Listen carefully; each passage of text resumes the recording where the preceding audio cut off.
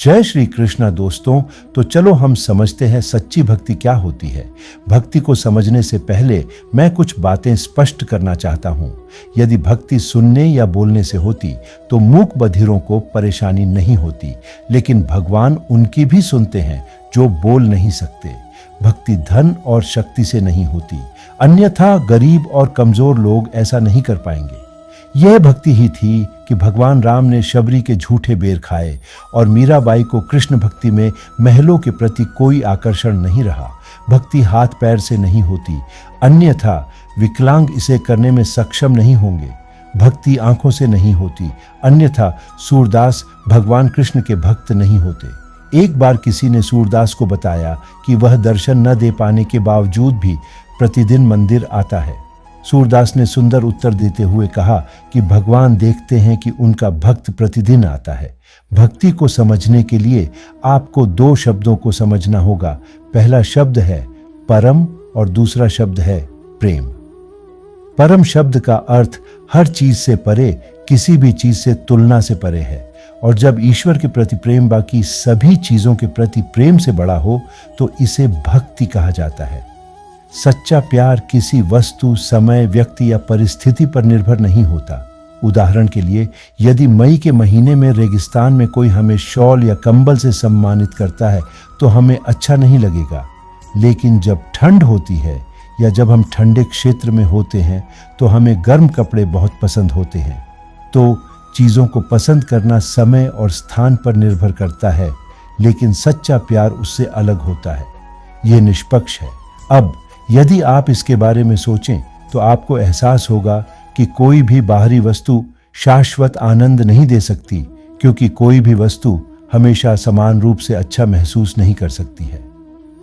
तो जो वस्तु आपको शाश्वत आनंद नहीं दे सकती, वह आपको शाश्वत प्रेम भी नहीं दे सकती, क्योंकि हम उन्हीं से प्रेम करते हैं जिनसे हमें आनंद मिलता है। तो शाश्वत प्रेम केवल शाश्वत आनंद के स्रोत के प्रति हो सकता है, और ऐसा दिव्य प्रेम ईश्वर के प्रति है। भक्ति किसे कहते हैं? अब वह कौन सी चीज है जिससे हम हमेशा प्यार करते हैं? किस प्रकार का प्रेम किसी वस्तु से स्वतंत्र होता है? अतः हमारे भीतर जो प्रेम है वह पूर्णतया निष्पक्ष एवं अकारण है। हर इंसान खुद से बहुत प्यार करता है, इसलिए वे आईने में अपना अक्स देखते रहते हैं, अखबार में अपना नाम और तस्वीर छपा हुआ देखना चाहते हैं। जो चीज़ें हम दूसरों से प्यार करते हैं वे सब हमारी अपनी खुशी के लिए हैं, लेकिन जो प्यार हमें खुद से है वह किसी और के लिए नहीं है। क्या आपको कोई ऐसा व्यक्ति मिलेगा जो कहता है कि मैं खुद को सुबह में प्यार करता हूं लेकिन शाम को नहीं, या कि मैं खुद को भारत में प्यार करता हूं लेकिन अमेरिका में नहीं, या कि मैं खुद को गर्मियों में प्यार करता हूं लेकिन सर्दियों में नहीं? इस प्रकार हमारा अपने प्रति प्रेम समय, स्थान या परिस्थिति पर निर्भर नहीं करता। अब यहाँ ध्यान देने वाली महत्वपूर्ण बात यह है कि जब आप भगवान को खुद से ज्यादा प्यार करते हैं तो उसे भक्ति कहा जाता है। इसका मतलब है कि आपने खुद को भगवान को समर्पित कर दिया है। भगवान श्री कृष्ण भी कहते हैं कि किसी को सब कुछ दे दो।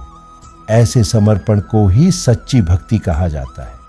अब यह समझना और भी महत्वपूर्ण है कि आपकी भक्ति किस प्रकार की है।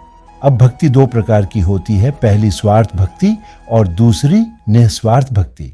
इन दोनों प्रकार की भक्ति में कोई भगवान से कुछ चाहता है और कोई निस्वार्थ भक्ति भगवान से कुछ चाहता है। स्वार्थी भक्ति के उदाहरण के रूप में हम रावण को ले सकते हैं, जो भगवान शिव की पूजा करता था, लेकिन जब स्वार्थ की भावनाओं ने उसके मन को घेर लिया तो परिणाम यह हुआ कि भगवान राम के हाथों उसका अंत हुआ। इसी प्रकार दूसरा उदाहरण महिषासुर का है, जिसने ब्रह्मा की पूजा की और तपस्या की, लेकिन ब्रह्म को प्राप्त नहीं किया, इसके बजाय अमरता को चुना। परिणाम स्वरूप महिषासुर का वध भी आदिशक्ति के हाथों हुआ। इन दो उदाहरणों से यह स्पष्ट हो जाता है कि जब भक्ति में स्वार्थ, लोभ और अहंकार आ जाता है तो मन में स्वार्थपूर्ण इच्छाएं जन्म लेती हैं। भक्ति जिसका उद्देश्य ईश्वर प्राप्ति नहीं बल्कि भौतिक सुख सुविधाएं प्राप्त करना है, स्वार्थी भक्ति कहलाती है। स्वार्थी भक्ति के माध्यम से आप दिव्यता को नहीं जान सकते या भगवान की उपस्थिति को प्राप्त नहीं कर सकते। स्वार्थपूर्ण भक्ति भक्त और भगवान के बीच लेन देन का रिश्ता बनाती है, जिसे भक्त स्वयं बनाता है। जब भक्त भक्ति के फल स्वरूप भगवान से मनोकामना पूर्ति की याचना करता है तो वह भक्ति लेन देन में बदल जाती है। इस भक्ति में लोगों को भौतिक सुख सुविधाएं तो मिल जाती हैं और उनकी इच्छाएं तो पूरी हो जाती हैं, लेकिन उन्हें आंतरिक शांति कभी नहीं मिलती, क्योंकि इच्छाएं कभी खत्म नहीं होती, वे अनंत हैं। विश्व कल्याण की भावना का त्याग कर दूसरों के प्रति उदासीन हो जाने से व्यक्ति स्वार्थी हो जाता है। हालांकि भक्ति का उद्देश्य और प्रभाव इसके विपरीत है। जिस प्रकार स्वार्थी भक्ति में हमने दो भक्तों के बारे में जाना, उसी प्रकार निःस्वार्थ भक्ति में हमें ऐसे महान भक्तों के उदाहरण मिलते हैं जो स्वार्थी भक्तों से भिन्न और विपरीत होते हैं। उदाहरण के लिए भक्त प्रहलाद हैं, जिन्होंने अपनी भक्ति से भगवान नारायण को स्वयं प्रकट होने के लिए मजबूर किया। ऐसे ही पवन पुत्र भक्त हनुमान हैं, जिन्होंने अपना पूरा जीवन सिर्फ भगवान राम के लिए समर्पित कर दिया।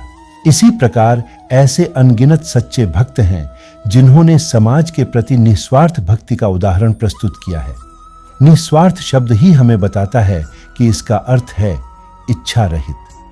जब कर्म में कोई स्वार्थ या इच्छा न हो और केवल ईश्वर प्राप्ति की इच्छा ही रह जाए तो उसे निस्वार्थ भक्ति कहा जाता है। इस भक्ति में भक्त भौतिक सुख सुविधाओं के लालच में नहीं फंसता। वह सभी इच्छाओं को अपने भीतर खींचता है और अपना ध्यान ईश्वर पर केंद्रित करता है। उसे अपने लिए ईश्वर से कोई अपेक्षा या आशा नहीं है। उनकी भक्ति का एकमात्र लक्ष्य परम आनंद प्राप्त करना है। कहा जाता है कि ईश्वर के प्रति निस्वार्थ भाव से की गई भक्ति ईश्वर के अस्तित्व से भी अधिक महिमामयी होती है। ऐसी भक्ति के लिए भगवान भी तरसते हैं। निस्वार्थ भक्ति में भक्तों को भगवान की चिंता रहती है। वे यह सुनिश्चित करते हैं कि उनकी सेवा में कोई कमी न रहे। इस पर विशेष ध्यान दिया जाता है। जब कोई भक्त निस्वार्थ भक्ति के शिखर पर पहुंच जाता है तो वह पूरी तरह से शुद्ध हो जाता है। उनका दृष्टिकोण, व्यवहार और विचार व्यापक हो जाते हैं। उन्हें सृष्टि के कण कण में ईश्वर की उपस्थिति का अनुभव होने लगता है और उनके कर्म लोक कल्याण का आधार बन जाते हैं। संक्षेप में, निस्वार्थ भक्ति एक भक्त को सच्चा इंसान बनाती है। भक्ति के दोनों प्रकार, स्वार्थी और निस्वार्थ, मौजूद हैं। हालांकि यह निस्वार्थ भक्ति ही है जो वास्तव में किसी व्यक्ति को मुक्ति या मोक्ष तक ले जा सकती है। जब कोई व्यक्ति सुख दुख में एक समान रहता है तो इसका मतलब है कि उसकी भक्ति निस्वार्थ है। इस भक्ति में आगे बढ़ने के बाद व्यक्ति को निश्चित ही मुक्ति मिलती है।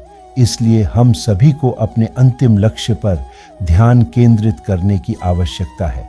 अच्छी शिक्षा लेना, ऊंचे पदों पर काम करना और परिवार का भरण पोषण करना ही जीवन का अंतिम लक्ष्य नहीं है।